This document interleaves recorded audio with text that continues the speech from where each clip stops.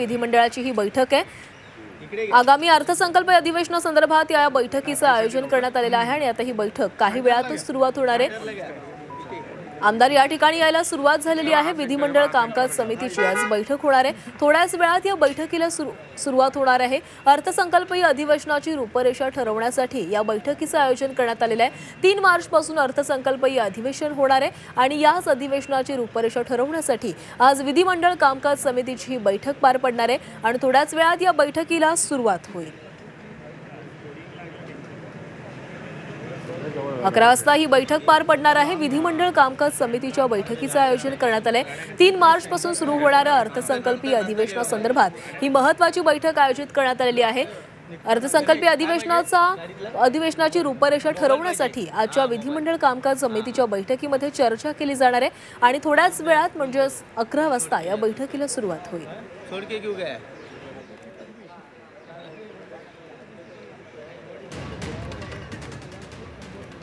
तर अर्थसंकल्पीय अधिवेशनाची रूपरेषा ठरवण्यासाठी विधिमंडळ कामकाज सल्लागार समितीची ही बैठक आयोजित करण्यात आली आहे। या संदर्भातली अधिकची माहिती घेऊयात। आमचे प्रतिनिधी मनोज कुलकर्णी आपल्यासोबत जोडले गेलेले आहेत। मनोज, आज विधिमंडळ कामकाज समितीची बैठक पार पडतेय। अर्थसंकल्पीय अधिवेशनाची रूपरेषा यामध्ये ठरवली जाणार आहे।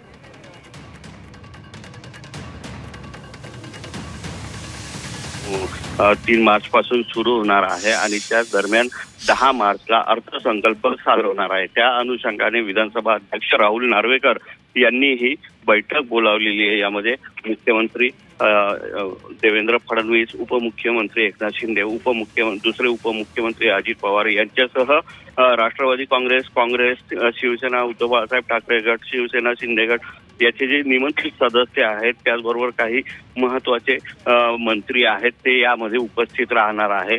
अधिवेशनादरम्यान जे विधेयक आणायचे आहेत त्यावर चर्चा होणार आहे। त्याचबरोबर जे चर्चासत्र असतात, कोणत्या विभागाला किती वेळ द्यायचा आहे, या सगळ्या बाबींची या संदर्भात चर्चा होणार आहे।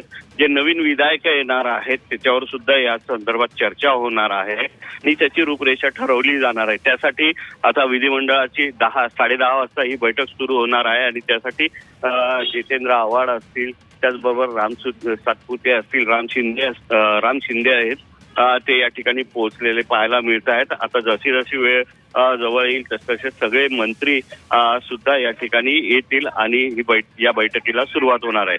बैठक झाल्यानंतर विधिमंडळ कामकाज समितीमध्ये काय झालं याची माहिती प्रसार माध्यमांना देण्यात येईल। आता या ठिकाणी गिरीश महाजन सुद्धा पोहोचलेले आहेत। नक्कीच मनोज, धन्यवाद तुम्ही दिलेल्या सविस्तर माहितीसाठी।